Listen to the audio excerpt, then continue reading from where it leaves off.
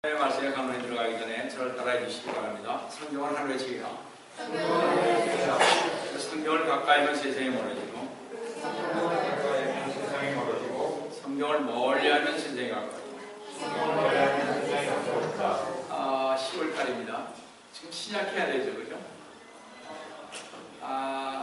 구약은 이제 끝났고 신약인데 부지런히 읽으시면 해석을 할 수 있습니다. 그죠? 올해도 전 교인이 한 사람 빠짐없이 다 읽으셔서 공부하고 계십니다. 그래봐야 여러분들이 앞으로 우리 교회에서 20여 년씩 있었던 분은 20몇 번을 읽었을 것이고, 그죠? 전에 안 읽었다 치면 한 번씩만 해도 여러분은 상당히 많이 읽으신 것입니다. 자, 오늘도 주님 안에서 여러분과 함께 우리의 말씀을 나누려고 하는 것은 아까 본 그 교리 하나님의 말씀인 킹제임스 성경 요한계시록 17장 5절에서 종말론적 요한계시록 강의 115번째입니다. 바벨론의 신비인 카톨릭, 두 번째로 카톨릭의 거짓 교리인 성사 7가지라는 제목으로 이 시간 같이 여러분과 은혜를 나눕니다. 제가 오늘 아침에 거리교회에서도 설교에서 115번째 들어간다고 했잖아요. 벤자민 목사가 어떻게 그렇게 하느냐고. 그래서 그 벤자민 목사님이 내가 너 뭐지? 그 뭐죠? 예수인가? 뭐라 그래? 그거 내가 만들면 너 하나 준다. 그랬습니다. 기다리겠다. 그래서 기미제가 좋더라고요. 그래서 기다립니다. 자, 성도 여러분, 마지막 때인 지금은 영적 전쟁 시대입니다. 근데 많은 성도들은 영적 전쟁 속에 살고 있는지조차 모르고 살고 있습니다. 성경을 좀 안다고 하는 분들, 기도한다는 분들조차도 마귀가 우리의 삶 속 깊숙이, 신앙 속 깊숙이 뻗치고 있다는 사실을 전혀 모르고 살아가고 있다는 사실, 저는 참으로 가슴이 미어지고 답답하고 어찌해야 할까 기도하면서 참으로 제 사명이 중요하고 촉박하다는 생각이 떠나지를 않았습니다. 성도 여러분, 마귀는 하나님의 말씀 속에서 어떻게든 역사하면서 성령의 영을 가장하여 우리를 미혹하고 우리들로 하여금 마귀들의 교리에 덫에 걸려들게 하여 그 교리를 따르게 하고 있다는 사실입니다. 마지막 때인 지금 많은 거짓 예언자들과 거짓 교사들은 진리를 가장한 마귀의 가르침인 전통과 이단 교리를 가르치고 전파하고 있습니다. 그럴듯하게 보이고 그럴듯하게 역사하는 마귀들의 가르침은 사도들의 가르침과 대립하여 주 예수 그리스도의 말씀에 도전하고 있다는 것입니다. 그래서 마귀에게 이르면 영적 기선을 잡아야 하는데 마귀는 진리로 무장한 사람을 가장 무서워한다는 것입니다. 마귀를 진리로 대적하려면 무기가 필요한데 그것은 성령의 칼인 하나님의 말씀인 것입니다. 우리가 진리의 말씀에 굳건히 선 신실한 성도라면 인간의 어떤 관심이나 제도나 전통도 하나님의 말씀보다 위에 놓여 있다면 그것은 절대적으로 이단인 것을 알아야 할 것입니다. 분명 우리 주 예수 그리스도님께서는 마태복음 24장 35절에서 하늘과 땅은 없어져도 내 말들은 결코 없어지지 아니라고 하셨습니다. 또 사도 요한에게 계시하기를 요한계시록 22장 18절 19절에서 이는 내가 이 책의 예언의 말씀들을 듣는 각 사람에게 증거하니 누구든지 이것들에 즉 성경에 더하면 하나님께서 이 책, 즉 이 성경책에 기록된 제안들을 그에게 더할 것이고 또 누구든지 이 책의 예언의 말씀들에서 삭제하면 하나님께서 생명의 책과 거룩한 도성과 이 책에 기록된 것들에서 그의 부분을 제하여 버리시리라 했습니다. 성도들은 그 무엇보다도 하나님의 거룩하신 복음의 진리의 말씀에서 벗어난 과잉 충성도 말씀에 대해 더하거나 삭제하거나 대체가 있어서는 아니 되는 것입니다. 정직한 성도라면 정말 진실한 크리스찬입니다. 성경 말씀에 다른 의무나 규칙이나 전통을 덧붙이고 성경의 권위나 성경이 분명하게 부여하는 권위에 다른 권위에 복종하는 것은 금방 말씀드린 대로 요한계시록 22장 18절 19절에서 기록된 이러한 저주와 재앙을 초래한다고 하십니다. 예를 들어 몰몬 교도들은 하나님의 말씀을 모해 몰몬경을 첨가한 자기들의 경전이나 제7 안식일 예수 제리교회에서 과거의 화이트 부인이 환상을 5만 번이나 보았다는 대쟁투라는 저수를 마치 권위 있는 것 같이 보고 있음을 봅니다. 또 여호와 주인이 그 파수대 잡지에서는 예수 그리스도는 하나님이 아닌 아들이기에 삼위일체 하나님을 부인할 뿐만 아니라 지옥은 없다고 주장하고 있습니다. 가톨릭의 전통을 보면 교황은 죄가 없다는 교황의 무엇을 예수님 어머니 마리아가 하늘로 올라갔다고 하여 마리아 승모 승천설 마리아가 하늘에 올라가 하늘 여왕이 되었다고 주장하고 있습니다. 7 성례를 주장하여 믿음으로 구원받는 것이 아니고 7 성례에 의해서 구원받는다고 하면서 또 바벨론에서 온 태양신의 탄생과 부활을 기독교에 도입하여 가톨릭이 부활절 성탄절을 만든 아주 사악한 마귀의 집단인 것입니다. 성도 여러분, 이렇게 하나님의 말씀인 성경의 권위를 격화시키는 것 등은 주님의 말씀에 순종한 교회, 하나님을 기쁘시게 하는 교회라 인정할 수 없는 이단이요 사악한 집단인 것입니다. 그런데 성도 여러분, 로마 가톨릭은 성경에서 말씀하신 오직 믿음으로 말미암아 은혜로 구원받는다. 에베소서 2장 8절에서 너희가 믿음으로 말미암아 은혜로 구원을 받았으니 이것은 너희에게서 난 것이 아니라 뭐라고요? 하나님의 선물이라고 말씀하고 있는데도 불구하고 로마 가톨릭은 오직 믿음이 아니라 그들이 행하는 성사들을 통해서 죄를 용서받고 구원받는다고 가톨릭 교회 교리서 1129장의 구항에 보시면 이렇게 쓰여 있습니다. 교회는 신약의 성사들이 신자들의 구원을 위하여 필요하다고 말합니다. 성사 생활의 효과는 인간을 하나님의 자녀가 되게 하는 성령께서 신자들을 외아들이신 구세주와 근본적으로 결합시킴으로써 하나님의 본성에 참여하는 사람이 되게 하는 것이다 라고 쓰십니다. 이렇게 가톨릭은 오직 믿음이 아니라 성사에 의해 구원받는다고 주장하는 이단들인 것입니다. 성사에 의한 구원을 주장하는 근거는요, AD 400년 페레기우스와 어거스틴의 뜨거운 논쟁에서 있었습니다. 이때 페레기우스는 완전 타락선을 부인하면서 구원은 필요 없고 선하게 행하면 누구나 구원받을 수 있다고 주장했습니다. 지금 많은 교회들이 그렇게 말하고 있지 않습니까? 선하게 일 많이 해. 구원받는 증거입니다. No. 믿음은 뭐라고요? 오직 주 예수 그리스도를 믿는 것 외에는 없는 것입니다. 그런데 이때 어거스틴은 페레기우스의 주장을 반박하면서 인간의 완전 타락선을 주장하면서 우리의 인간은 자신을 스스로 구원할 수 없게 하나님의 은혜와 믿음으로만 구원이 가능하다고 주장을 했습니다. 어거스틴이 그렇게 주장했습니다. 이런 논쟁 끝에 가톨릭 교회는 어거스틴의 주장을 받아들였습니다. 따라서 어거스틴의 주장이 잘 들으셔야 됩니다. 선택되어 정설이 되다 보니 하나님의 은혜와 주 예수 그리스도님을 구세주로 믿으면 구원이 가능하다면 구태여 주교와 신부의 말을 들을 필요가 없게 되고 오직 예수 그리스도만 믿으면 된다고 생각을 하게 되었습니다. 그 맞죠, 그죠? 이 가톨릭 교회 안에서도 이때까지와는 달리 주교와 신부들의 말을 잘 듣던 신자들이 교회에 출석이 좋던 교인들이 자꾸 교회의 말도 듣지 않고 주일 성수도 잘 안 지키니 헌금도 떨어지고 가톨릭 교회의 거리가 자꾸 떨어지게 되었던 것입니다.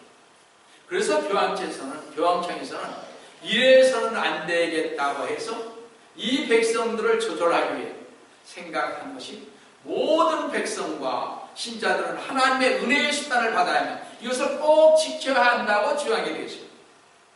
그 하나님의 은혜의 수단은 칠성례에 의해서만이 받을 수 있다고 이탈리아 북부 트렌트에서 개최된 1545년에서 1563년 트렌트 공회에서 공식적으로 인정하게 되었던 것입니다.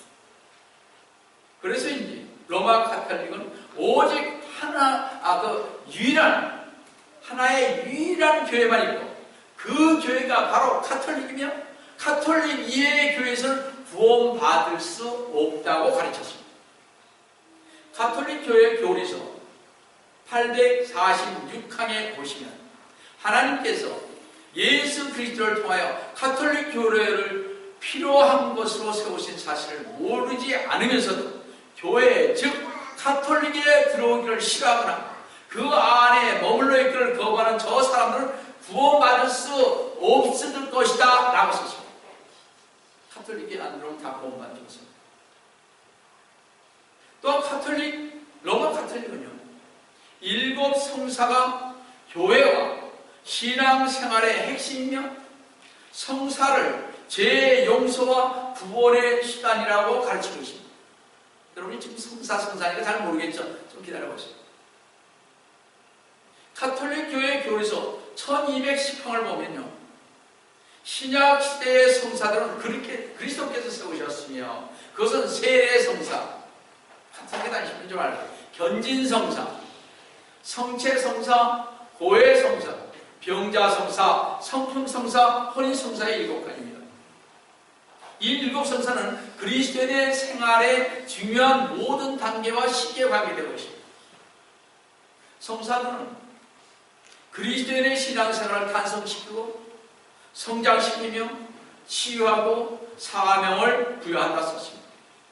또 1129항에서는 교회는 신약의 성사들이 신자들의 구원을 위하여 필요하다. 성사 생활의 효과는 인간을 하나님의 자녀가 되게 하는 성령께서 신자들을 외아들이신 구세주와 근본적으로 결합시킴으로써 하나님의 본성에 찬양하는 사람이 되게 하는 것이다 라고 했습니다. 이와 같이요 로마 카톨릭은 성사를 통한 죄 용서라는 이단 교리를 가르치고 있습니다. 죄 용서를 꼭 아까 뭐라고 해요? 세례 성사 어렸을 때 유아 세례 받아야만 구원받는 겁니다. 얼마만큼 다른지 모릅니다. 그러나 성경은 카톨릭의 성사와 같은 종교 행위로는 죄의 용서를 받거나 구원받는다고 말씀하지 않았습니다. 갈라디아서 2장 16절을 보시면 사람이 율법의 행위로 의롭게 되는 것이 아니요 예수 그리스도를 믿음으로 인하여 되는 줄 알고 우리도 예수 그리스도를 믿었다니 이는 우리가 율법의 행위로서가 아니라 그리스도를 믿음으로 인하여 의로워지고자 합니다. 이는 율법의 행위로는 아무 육체도 의롭게 될 수 없음이라고 했습니다. 성경은 행위에 의한 죄의 용서를 주장한다면 그것은 하나님의 은혜를 저버리는 것이 되고 또 주 예수 그리스도의 죽음을 헛되이 하는 것이라고 갈라디아서 2장 21절에서 이렇게 말씀을 하고 계십니다.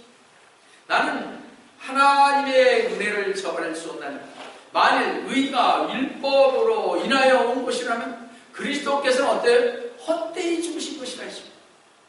성도 여러분, 하나님의 말씀인 성경은 어떤 종류의 행위든지 인간의 수고와 노력에 의한 죄 용서와 구원을 철저히 부정하고 있습니다. 따라서 로마 카톨릭은 교회에 관한 진리에 전혀 무지하여 또 성경을 왜곡하여 마귀의 교리를 가르치고 있는 것입니다. 그러므로 로마 카톨릭은 사탄의 교회이며 요한계시록 17장 5절의 신비라 그 바벨론이라 큰 바벨론이라 땅의 창녀들과 가증한 것들의 어미라고 한 바로 그 교회인 것입니다. 만약 카톨릭이 가르치는 대로 믿고 따른다면 구원이 아니라 영원한 영원한 지옥의 저주에 떨어지게 된다는 사실을 우리는 확실히 인식해야 할 것입니다. 이제 로마 카톨릭의 7 성사를 중심으로 카톨릭의 이단적 마귀 교리를 한번 제가 고찰해 보겠습니다.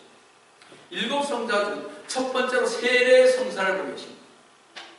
카톨릭은요, 신자들을 카톨릭에 묶어놓기 위해서, 카톨릭을 떠나지 못하게 하기 위해서 태어난 유아 때부터 유아에게 유아 세례를 베풀어 어린 유아 때부터 관리하기 시작하십니다.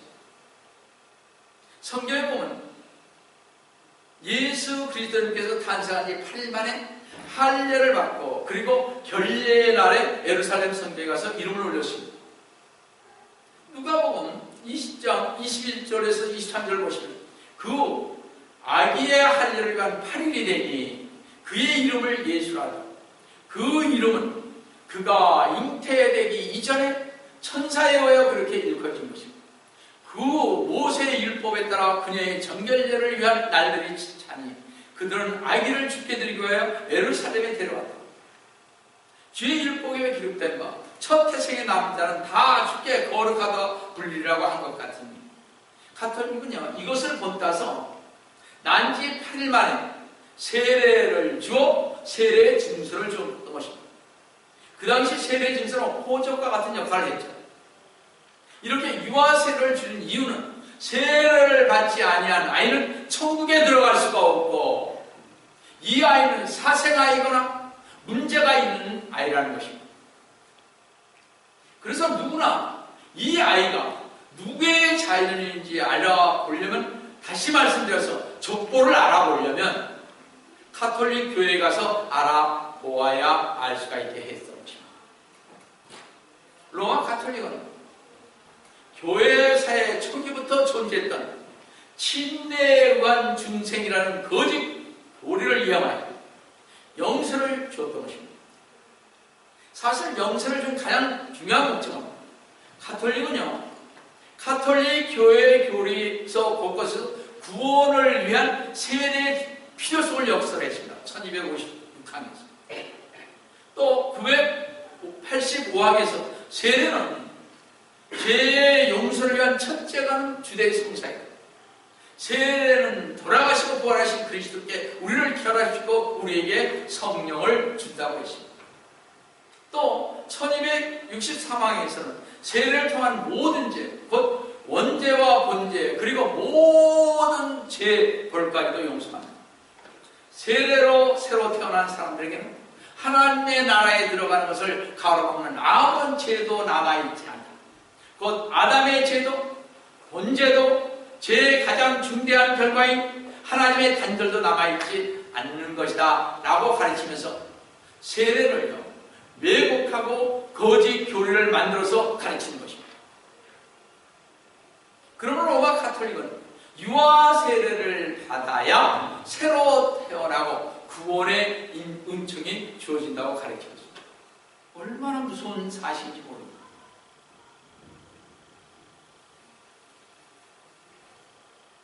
어린이 세례인, 유아 세례인 1250항을 보시면 어린아이들도 원죄로 타락하고 더러워진 인간의 본성을 지고 태어나므로 어둠의 세력에서 해방되어 하나님의 자녀들이 누리는 자유의 영역으로 옮겨가기 위해 새로 나야 한다는 것입니다. 세례를 받으면 모든 죄가 없어집니다. 그래서 구원받는 겁니다. 여러분, 그런 엉터리가 어디 있습니까? 잘 보세요. 1250항에 그러므로 출생 후 가까운 시일에 아이에게 세례를 베풀지 않는다면 교회와 부모는 그 아이가 하나님의 자녀가 되는 무한한 은총을 받지 못하게 하는 것이 된다고 무시무시하게 하나님의 말씀을 거역하고 있습니다. 그러니까 부모들이 어떻게든지 애를 유아 세례를 하려고 노력하는 거예요. 우리나라가 이 개신교가 그걸 너무 받아들였죠. 유아 세례.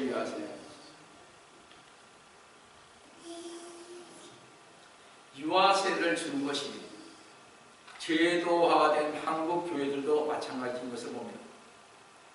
주요 교단들의 헌법에 나타난 거짓 교리를 보면요, 대한예수교 장로회 총회 합동 헌법을 보면 헌법적 규칙 제6조 성례에서 만 2세까지 유아 세례를 줄 수 있을 때 부모 중 한 편만이라도 세례 교인이면, 즉 입교인이면 줄 수 있다.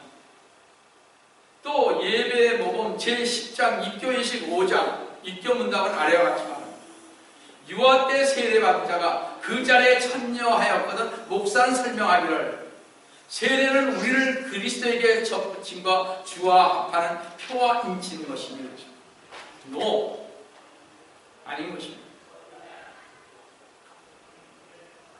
또 기독교 대한감리의 교리와 장정 제1편 역사의 교리 제2장 교리 제1제 신앙과 교리의 유산 종교의 강령 제17조에서는 세례는 공인하는 표와 그리스도인을 세례받지 않은 사람과 분별하게 하는 표적이 될 뿐더러 중색 곧 신세계의 표가 되는 것이요. 세례가 그렇게 됩니까? 중생돼요? 침례가 중생되는 것입니까? 또 어린이에게 세례를 행하는 것도 교회에 보존할 것이다. 이렇게 썼습니다. 성경을 잘 들으시기 바랍니다. 성경이 말씀하는 물침례는 결코 육체의 더러운 죄를 제거하는 것이 아닌 것입니다. 베드로전서 3장 21절은 이렇게 말씀하고 있습니다. 여러분, 우리나라 세례라고 얘기했기 때문에 잘 들어보시기 바랍니다. 무릇 예수 그리스도님의 부활하심으로 인하여 이제 우리를 구원하는 모형이니 그렇습니다. 구원하는 모형이지 세례가 침례가 구원을 주는 것은 아닌 것입니다. 모형이니 곧 침례라. 이것은 침례는 육체의 더러움을 제거하는 것이 아니라 하나님을 향한 선한 양심의 응답이라고 했습니다. 전혀 다른 얘기죠. 성경 로마 카톨릭처럼 로마 카톨릭의 주장처럼 주님께서 침례를 받아야 구원받는다고 말씀하신 구절은 성경에 단 하나도 없다는 사실. 또 주 예수 그리스도님께서 요한복음 3장에서 한 번 육신으로 세상에 태어난 사람은 다시 성령으로 태어나야만 하나님의 나라에 들어갈 수 있다고 했으며 주님께서는 그 누구에게도 침례를 받아야 죄의 용서를 받는다고 하지 않으십니다. 사도행전 2장 38절에 회개하라. 그리고 죄들을 사함받은 것을 인하여 죄들을 사함받은 것을 너희 각자는 예수 그리스도의 이름으로 침례를 받아. 그리하면 너희가 성령의 선물을 받으리라 했습니다. 이렇게 구원은 오직 믿음으로 받는 것입니다. 사도행전 16장 31절에서 뭐라 하십니까? 주 예수 그리스도를 믿으라. 그리하면 너와 내 집안이 구원을 받으리라 했듯이 주 예수 그리스도를 믿고 구원받은 사람은 그 믿음을 공개적으로 고백하여 자신의 구원을 간증하는 사람에게 침례를 주는 것이 성경적 믿음과 실행인 것입니다. 그것이 사도행전 8장 36절 38절에 나온 말입니다. 따라서 스스로 믿음을 고백할 수 없는 유아에게 세례를 주고 그것을 구원받은 것으로 가르치는 것은 비성경적 이단교리와 마귀의 수치인 것입니다. 일곱 성사 중 두 번째로 견진 성사를 보겠습니다. 자신이 교인인지 아닌지 12살에 확인시킨 후 세례를 주고 세례를 받은 신자로 하여금 해이해지지 않고 더욱 신앙생활에 진력하도록 하기 위해 베푸는 의식으로 12살이 되면 더 잘 주님한테 가기 위해서 이제 이렇게 한다 이런 얘기입니다. 그래서 베푸는 의식으로 이것을 마치면 입교시킨 견진 자격을 주는데 이것을 견진 성사라고 하는 것입니다. 따라서 로마 가톨릭은 견진 성사를 주교의 안수와 축성된 성류, 즉 사람이나 물건이나 하나님께 봉헌하여 성스럽게 하는 것이 축성된 성류를 이렇게 바르고요. 성령을 청하는 기도를 통해 성령의 은혜를 받는 성사라고 가르칩니다. 여러분, 성령의 은혜는 아닙니다. 세례 성사의 은총을 성장시키고 심화하는 것으로 교인의 성숙을 위한 성사가 경진 성사라고 이들은 가르치고 있습니다. 가톨릭 교회 교리사 1285항에 보시면 경진 성사가 세례 성사의 은총을 완성하기 위해 필요하다는 것을 설명해 주어야 한다고 했습니다. 1299항에서는 로마 예법에서는 주교가 전체 견진자들을 위해 두 손을 펴는데 사도 시대부터 이 안수는 성령을 준다는 표준이라고 했습니다. 자기네들이 이렇게 하면 성령을 주는 거예요. 성령님은 어디서 오십니까? 성령님이 주시는 거죠. 성령님이 와서 우리가 주 예수 그리스도를 믿으면 성령님이 우리 안에 내주하시는 거잖아요. 우리가 주는 게 아니잖아요.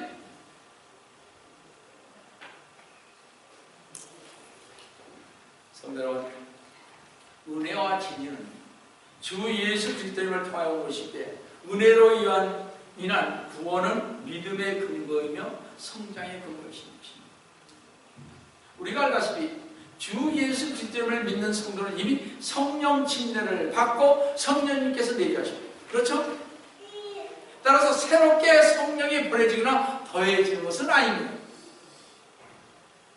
무슨 얘기인지 아시겠어요? 우리가 주 예수 그리스도를 믿으면 믿음과 동시에 성령이 내주하신다. 나의 분입니다. 이거 아는 교인들도 별로 없죠. 그래서 나가시고.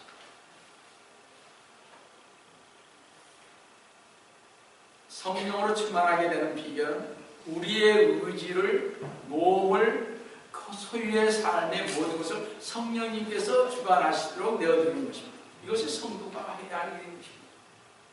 여러분 충만 받으시고 싶으세요? 내 걸 내려놓고 주님 앞에 엎드리십니다. 성령 충만을 받는 사람들이 우리 교인들이 기도 때 다 받은 사실들이 많이 있지만 그게 없다는 거예요. 인위적이고 형식적인 종교의 행위로 기름을 바르고 안수로 성령을 주는 행위로 성령이 부여되는 것은 아닌 것입니다. 이렇게 로마 가톨릭은 견진성사에서 기름을 바르는 행위를 통해 성령의 인침을 받는다고 주장을 함으로써 1295항에서 견진성사를 받는 사람은 이 도유, 즉 기름을 바름을 통하여 표지 곧 성령의 인호를 받는다고 지나갑니다. 따라서 견진성사는 성리와 안수로서 유아 세자를 경고케 하여 그리스도의 근사된 표를 주는 성사인 것입니다. 그러나 죄인은 구원받았을 때 성령 침례를 통해 성령으로 인침을 받습니다. 에베소서 1장 13절을 보시면 그분 안에서 너희도 진리의 말씀 곧 너희 구원의 복음을 듣고서 그분을 신뢰하였으니 또 너희가 그분을 믿고서 약속의 그 성령으로 인침을 받은 것이라고 했으며 에베소서 4장 30절에서 하나님의 거룩한 영을 시키게 하지 말고 너희가 그로 인해 구속의 날까지 인치심을 받았다. 성령님이 한번 내주하시면 성령님이 떠납니까? 안 떠나죠. 그죠? 우리에게 성령님이 한번 오시면 성령님은 떠나지 않습니다. 항상 성령님이 내주하십니다. 그러나 구약시대는 성령이 떠났다고 다윗이 고백을 했죠. 지금은 신약의 은혜의 시대입니다. 여하튼 성도 여러분, 가톨릭이 말한 대로 기름을 발라서 안수하여 성령의 인침을 받는 것이 아닌 것입니다. 여러분들 저기 우리 교회에 가고 와서 이렇게 기름으로 이렇게 하는 거 있죠? 안수하는 거, 환자를. 그거는 성경적인 것입니다. 지금 제가 얘기하는 그거하고는 다른 것입니다. 오해하지 마세요. 따라서 견진성사 역시 형식적인 것이면 썩어질 종교행위에 지나지 않는다는 것을 바로 아시고 가톨릭에서 반드시 나와야 하는 것입니다. 일곱 성사 중 7성사 중 세 번째는 성체성사입니다. 참 중요합니다. 로마 가톨릭은 세 성사 외에 성체성사가 구원을 위해 필요하다고 가르치고 있습니다. 성체성사란 주님의 만찬을 통해 빵과 포도주에 참여한 것을 의미합니다. 무슨 얘기인지 아시겠어요? 성체 성사라는 게 우리가 하는 주님의 만찬식입니다. 주님의 만찬식에 가톨릭은요, 사용된 빵과 포도주가 성찬식 형태는 그대로 남아있으나 실제로는 예수 그리스도의 피와 살로 변화된다고 가르치고 있습니다. 즉 성찬식 빵과 포도주가 실제 예수 그리스도의 살과 피가 되는 것이기에 이거 떨어지면 안 되는 것입니다. 그래서 신부만 성도가 주님의 피를 떨어뜨리면 되겠어요. 그래서 신부만 뭘 해요? 잔을 붓는 것입니다. 성도들에게 안 주는 거예요. 그래서. 참 중요하죠. 우리는 뭘 지킵니까? 기념서를 지키잖아요. 기억하라 하는데 성경이 있는 대로 우리는 하는 거예요. 그래서 이 성체 성사는 7 성사 중에 핵심이며 신앙의 집약이라고 그러죠. 가톨릭 교회 교리서 1324항을 보시면 성찬례는 그리스도 생활 전체의 원칙이며 정점입니다. 1436항에서는 성찬은 날마다 짓는 죄로부터 우리를 구해주고 죽을 죄에서 보호해주는 해독제다. 성찬 때 뭘 먹으면요? 주님의 잔과 빵을 마시면 우리의 죽을 죄에서 보호해주는 뭐라고요? 해독제. 이런 말이 없습니다. 또 저는 여기 1436항 왜 이런 걸 제가 찾냐면 그들이 그렇게 썼으니까요. 교리서에. 그래서 제가 가르쳐 주는 것이죠. 또 1393항에는 영생체는 우리를 죄에서 떼어 놓는다. 그러므로 성체 성사는 우리를 결합시키는 동시에 우리가 전에 지은 죄를 정하고 앞으로 죄를 짓지 않도록 우리를 지켜준다 했습니다. 그렇습니까? 주님 만찬식한테 그렇게 돼요? 이들은 그렇게 가르친단 말입니다. 1395항에서는 성체 성사는 우리 안에서 불러일으키는 그 사랑으로 우리를 미래에 죽을 죄에서 보호한다고. 하나님의 말씀에 성경에도 없는 억지를 부리는 것을 볼 수 있습니다. 그래서 하나님의 말씀인 성경을 잘 공부해야 하는 것입니다. 가톨릭 주장과 다르게 오직 주 예수 그리스도님의 피가 우리의 모든 죄를 용서한다고 골로새서 1장 14절을 보십니다. 그 안에서 우리가 그의 보혈을 통하여 구속 곧 죄들의 용서를 받았느니라고 했습니다. 또 로마서 5장 1절에서는 그러므로 이제 그의 피로 주 예수 그리스도의 피로 의롭게 되었으니 더욱더 우리가 그를 통하여 진로로부터 구원받게 되리라고 했습니다. 결코 주님의 만찬식에 참여함으로써 성체 성사에 참여함으로써 사람들의 죄가 씻어지는 것은 아닌 것입니다. 이제 좀 아시겠어요? 왜 제가 자꾸 이렇게 주장하는지. 성도 여러분, 주님의 만찬식에서 베푸는 빵과 포도주는 단지 상징이며 실제적인 주님의 살과 피를 먹고 마시는 것은 아닌 것입니다. 누가복음 22장 19절에서 또 빵을 가지고 감사를 드리며 떼어 그들에게 제자들에게 주며 말씀하시고 이것은 너희를 위하여 주는 나의 몸이니 이것을 행하여 나를 기억하라고 하신 말씀이십니다. 주 예수 그리스도님께서 주님의 만찬을 통해 자신의 대속적 죽음을 기억하라고 명령하신 것을 되새겨 와야 할 것입니다. 성도 여러분, 이렇게 로마 가톨릭은 성경을 왜곡하고 자신들의 성체 성사 때 반복적으로 주님의 삶과 피를 실제로 먹고 마시며 그것이 죄를 씻는 것이라고 이단 교리를 가르치고 실행함으로써 가톨릭 교인들을 어떻게 지옥으로 보내고 있는 것입니다. 7 성사 중 4번째는 고해 성사입니다. 여러분 많이 들었죠. 고해성사. 고해성사는 로마 가톨릭에서 세례성사를 받은 자가 범죄한 후 통회의 고백을 한 선한 행위로 죄의 대가를 지불하는, 즉 컨페션, 보석을 통해서 고해 신부에게로부터 사죄를 받는 것입니다. 로마 가톨릭은 주교나 사도들에게 반복적인 죄의 고백을 통해서 죄를 용서받고 구원받는다고 가르칩니다. 가톨릭 교회 교리서 1486항을 보면 세례받은 다음에 지은 죄의 용서는 회개의 성사, 고백 성사, 참회의 성사, 화해의 성사라고 불리는 고해 성사를 통하여 주어진다고 했습니다. 또 980항에서는 세례받는 사람은 고해 성사를 통하여 하나님과 교회와 화해할 수 있다고 하면서 1395항에서는 죽을 죄의 용서는 오로지 고해 성사를 통해서 얻어지는 것이다라고 말하고 있습니다. 얼마나 엉터리예요, 그렇죠? 로마 가톨릭은 요한복음 20장 22절에서 23절을 왜곡하여 주교와 사도들에게 죄를 사하는 권세가 있다고 주장합니다. 죄를 사해 주신 분이 우리 인간이 할 수 있어요? 있잖아요. 그걸 뻔히 알면서 왜들 나는 가톨릭 하는지 난 이해를 못하겠어.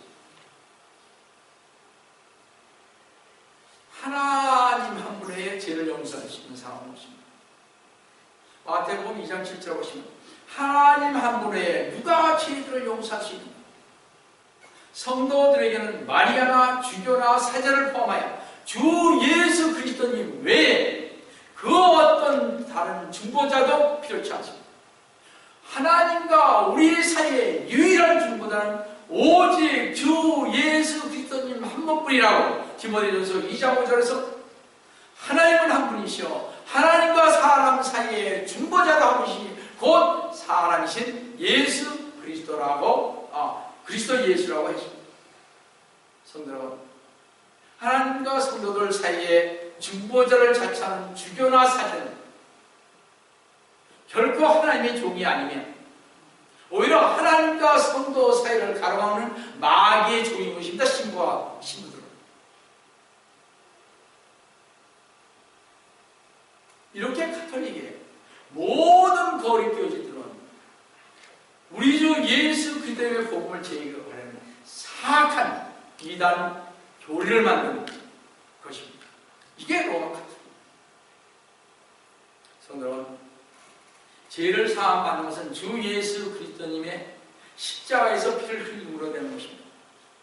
가톨릭의 주교나 사제들은 어느 누구의 죄들도 사해해 줄 수 있는 권세가 없습니다. 죄들을 사해해 줄 수 있는 것이나 용서하는 것은 오직 주 예수 그리스도님의 속죄에 근거한다는 사실을 기억하시면서 마귀의 종들이 가톨릭의 주교나 사제들에게 고해 성사를 받지 마시기 바랍니다. 일곱 성사죠. 다섯 번째는 혼인 성사입니다. 이제 이렇게 가만히 잘 보세요. 어렸을 때부터 쭉 이렇게 이제 혼인까지 막 묶어두는 거예요. 혼인 성사는 남녀의 결혼식을 지칭하는 표현인데 가톨릭에서 세례 성사를 받은 사람들의 혼인 예식 및 결혼 축복 기도가 포함되는 결혼 미사로서 교회, 즉 가톨릭의 허락 없이 결혼하면 그것은 음부가 되고 거기서 낳은 아이는 사생아가 되는 것입니다. 반드시 누가 결혼해야 돼? 가톨릭의 그 신부 앞에서 결혼식을 가톨릭 안에서 결혼해야 되는 거예요. 그렇지 않고 낳는 애들은 다 사생아입니다. 우리 개신교에서 낳는 애들은 다 사생아예요. 그들에게 맞을 때. 따라서 그 사생아는 족보 및 호적에 오를 수가 없게 되므로 나중에 결혼할 때 문제가 되는 것입니다. 그러므로 당연히 이혼도 교회의 승낙을 받아야 하는 것입니다. 이렇게 결혼도 이혼도 교회의 승낙 없이는 할 수가 없다는 사실. 가톨릭 교회 교리서 1617항을 보시면 세례받은 사람들의 혼인은 신약의 참 성사가 됩니다. 1631년이면 그렇기 때문에 원칙적으로 교회는 신자들에게 교회적 형식에 따라 혼인할 것을 요구한다고 말합니다. 따라서 가톨릭 교회들은 가톨릭 형식에 따라 혼인할 것을 규정하고 있습니다. 그리고 1649학년은요 별거를 인정하고 있으며 이혼과 재혼도 가톨릭의 허가를 받아야만 성립된다고 하고 있습니다. 1649학년. 성경적 사유가 있는 이혼과 재혼을 허용하지 않고 가톨릭의 전통에 따라 하고 있습니다. 마태복음 19장 9절을 우리가 보시면 이혼에 관해서 잘 나와 있습니다. 내가 너에게 말하는 누군지 음행한 영고에게 자기 아내를 버리고 다른 여자와 혼인한 자는 가늠한 것이고 또 버려진 여자와 혼인한 자도 가늠한 것이라고 하죠. 재혼에 관해서도요. 로마서 7장 2절 3절을 보시면 남편이 있는 여인은 그 남편이 살아있는 한 그에게 법으로 매여 있으나 남편이 죽으면 그녀는 그 남편의 법에서 벗어나요. 그러므로 남편이 살아있는 동안에 다른 남자와 혼인하면 가늠한 여인으로 불리지만 그녀의 남편이 죽으면 그 법에서 해방되므로 다른 남자와 혼인하더라도 가늠한 여인이 아니라고 했습니다. 성경적으로 사유가 있는데도 이혼과 재혼을 허용치 않고 가톨릭의 전통을 따라오고 거짓 교리를 가르치는 이단인 것입니다. 그래서 우리는 로마 가톨릭의 이단 교리를 바르게 분별하고 미혹받지 않으며 또 무엇이 진리인가를 바르게 설명할 수 있어야 할 것입니다. 7성사 중 6번째는 성품성사입니다. 성품성사라고 하는데 성품성사란 그리스도의 사제직을 계승하여 하나님의 백성의 봉사하고 복음을 선포하도록 교회 안에 주교, 신부, 부제를 세우는 성사로서 이 성사를 통하여 이들 성직자들, 즉 사제들에게 필요한 은혜가 베풀어진다고 보고 있습니다. 특히 로마 가톨릭은 사제를 뭐예요? 그리스도의 대리자라고 가르칩니다. 여러분, 신부를 뭐라고 합니까? 주로 영어로 Father라고 합니다. 하나님을 대신하는 분. 하나님이죠. Father. 무서운 것을 우리는 너무나 모르고 있습니다. 가톨릭 교회 교리서 1536항에는 이 성사는 사도직의 성사이다 그랬습니다. 이 성사에는 주교품, 사제품, 부제품이 있습니다. 주교, 사제, 부제는 신품이라 하여 이들을 통하여 안수받는 자는 기조 계급만이 안수를 받고 서민 계급은 이들에게 안수를 받을 수 없습니다. 아시죠? 평민하고 귀족하고는 다른 것입니다. 이것이 가톨릭의 이중 제도입니다. 신부는 아까 뭐라 신부는 하나님이에요. Father, God Father. 이러다가 또 가톨릭에서 저한테 뭐라고 할지 모르겠어요. 이걸 들으면 죽이려고 그러거든요. 잘 보세요. 1545항에서는 그리스도의 사제직은 그 유일성이 손상되지 않으면서도 직무 사제직을 통해 현존합니다. 그러므로 그리스도만이 유일한 참 사제이시고 다른 사제들은 그리스도의 대리자일 뿐이라고 이렇게 얘기합니다. 저는 그리스도의 대리자라는 거죠. 가톨릭의 사제직은 비성경적인 성직자 계급을 형성하십니다. 일반 사제 위에 주교가 있고 주교 위에 누가 있으면 대주교가 있고 대주교 위에 추경이 있고 추경 위에 교황이 있는 계급 구조는요 비성경적인 것입니다. 또한 성경은 땅에 있는 자를 아버지라 부르지 말라고 말씀했는데 가톨릭은 사제를 신부를 God Father라고 부르면서 성경 말씀을 정면으로 거역하고 있습니다. 마태복음 23장 9절에 분명히 말씀하셨습니다. 또 땅에 있는 사람을 너희 아버지라 부르지 말라. Father라 부르면 안 되는 것입니다. 이는 하늘에 계신 너희 아버지는 한 분이시기 때문이라고 하십니다. 아버지는 로마 가톨릭에서 사제를 부를 때 사용하는 말입니다. Father. 사제를 아버지라고 부르는 관습은요, 바벨론 신비 종교에서 유래한 것인데, 성경은 재판관기 17장 10절에서 등장하는데 잘 보세요. 미카가 그에게 말하기를, 한 젊은 레인에게 말하기를, 나와 함께 있어 내게 아버지와 제사장이 되라. 여기서도 유래했어요. 그리하면 내가 해마다 은 13개가 옷 할멈과 내 양식을 주리라니 그 레인이 들어갔다. 재판관기 시대에는 왕이 없었기에 백성들이 제 멋대로 행하던 당시에는요, 미카는 이교도들의 풍습을 따라서 종교 지도자를 아버지라 부른 것이고, 이어서 재판관기 18장 19절에 보시면 그들이 누구냐? 단지파 사람들이 그에게 미카의 집에 있던 레인으로서 아버지와 제사장인 그 젊은이에게 말하기를, 잠잠하라. 내 손을 네 입에 대고 우리와 함께 가서 우리에게 아버지와 제사장이 돼. 그래서 그때부터 아버지와 제사장이 돼. 네가 한 사람의 집 제사장이 되니 이스라엘 한 지파의 한 족속의 제사장이 되는 것이 더 낫지 않느냐. 또 하면서 한 지파가 종교 지도자를 아버지라 부르는 것을 볼 수 있습니다. 저는 이런 것들을 봤을 때 단지파가 요한계시록에 안 나오죠. 이런 것입니다. 12지파인데 왜 안 나오죠? 안 나오잖아요. 또 교황을 가리키는 포업이라고 그러죠. 그죠? POP라는 말 헬라어 파타라고 하는 아버지라는 뜻에서 나온 것입니다. 영어의 파, 양육하는 젖을 말하므로, 포는요, 양육하는 아버지, nursing father라는 의미가 됩니다. 민수기 11장 10절. 이렇게 로마 가톨릭이 종교 지도자들을 아버지라고 부르고 있는데, 이것은 우리 주님께서 금지하신다는 것입니다.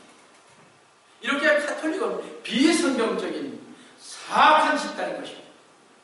그런 데서 반드시 나와서 바른 신앙 생활을 해야 합니다. 이제 마지막으로 일곱 번째는요, 병자 성사입니다. 제2차 바티칸 공회 이전은 죽을 위험에 처한 경우 최종적으로 한 번만 받을 수 있다고 하여 종부 성사라고 했으나,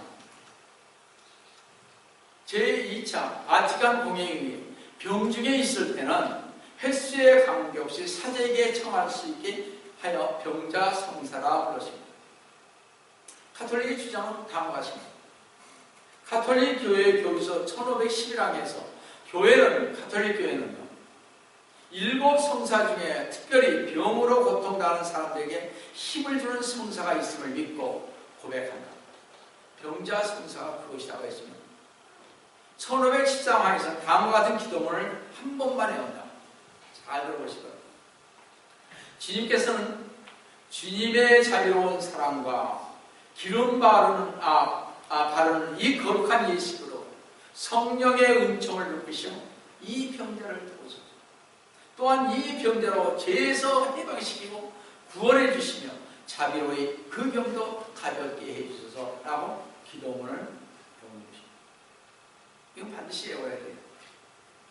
또 1520항에서는 그가 지은 죄가 있으면 그 죄도 용서받을 것이라 그러십니다. 그뿐만 아니라 1524항에서는 교회는 임종을 앞둔 사람에게 병자의 도유, 즉 기름을 바른 것 외에도 노자로 성체를 준다고 기록하고 있습니다. 이렇게 볼 때 가톨릭은 어떻게 봐요? 날 때부터 죽을 때까지 인생을 캐톨릭이 주관하고, 모든 사람들은 캐톨릭에 예속시키기 위해서 그들을 이런 성사를 주는 것입니다. 꼼짝 못하게 하는 거죠. 여기 나가면 큰일이죠. 옛날에 그런 것들이 많이 있었습니다.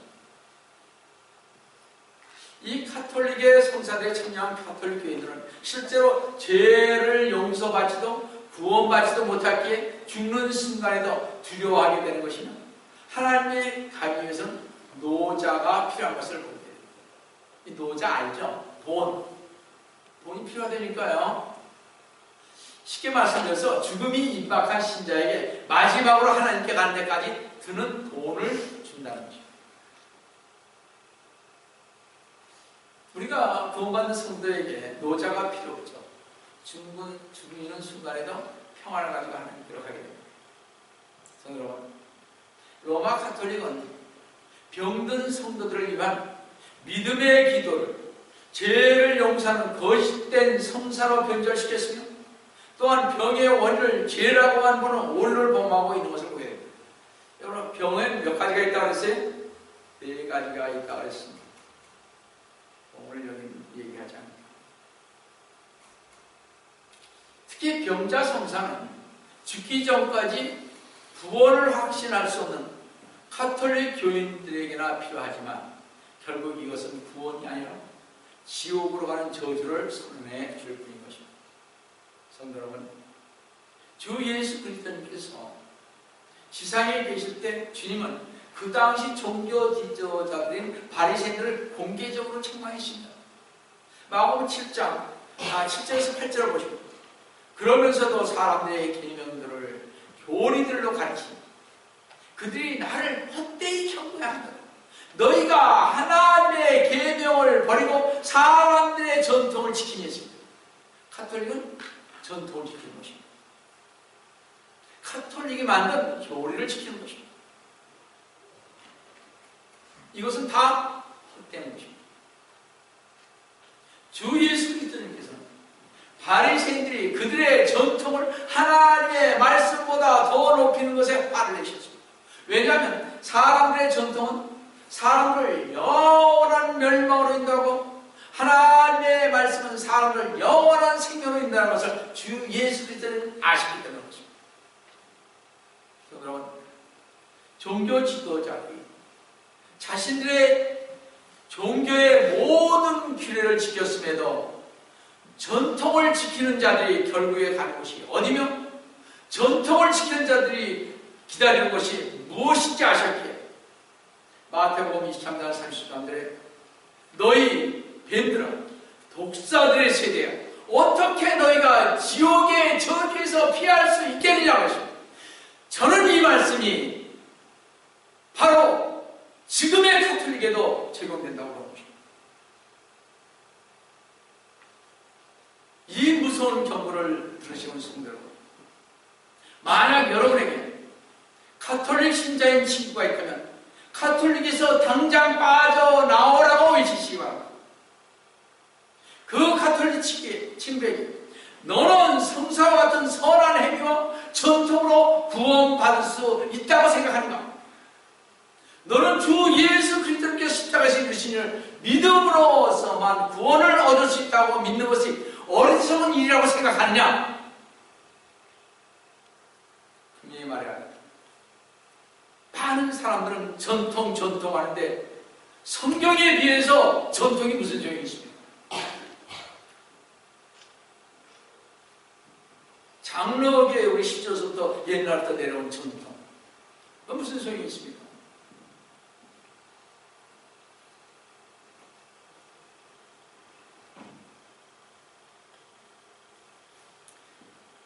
분명히 말씀하신 것은 이렇게 말씀하십니다. 너가 분명히 할 것은 하나님의 말씀은 너희 가톨릭이 믿고 가르치는 성사와 전통으로 구원받을 수 없고 지옥에서 멸망해야 될 거야 라고 강하게 경고하면서 양당 간에 결정하라고 여러분들은 선포해야 할 것입니다. 가톨릭에 갈 것이냐, 가톨릭에 와는 반드시 당신 지옥에 갑니다. 멸망당한 우리 참 침례교로 와라, 개신교로 와라 외쳐야 할 것입니다. 우리 모두는 하나님의 기록된 말씀인지 아니면 가톨릭 교회의 가르침과 전통인지 둘 중 하나를 택할 때 천국과 지옥 중 하나님의 기록된 말씀을 택하시고 영원한 하나님 나라에서 주님과 영원히 사시는 속히 오리라 하신 주 예수 그리스도님의 이름으로 축원드립니다. 다 같이 기도하시죠. 사랑하는 하나님 아버지, 주님을 진심으로 감사드립니다.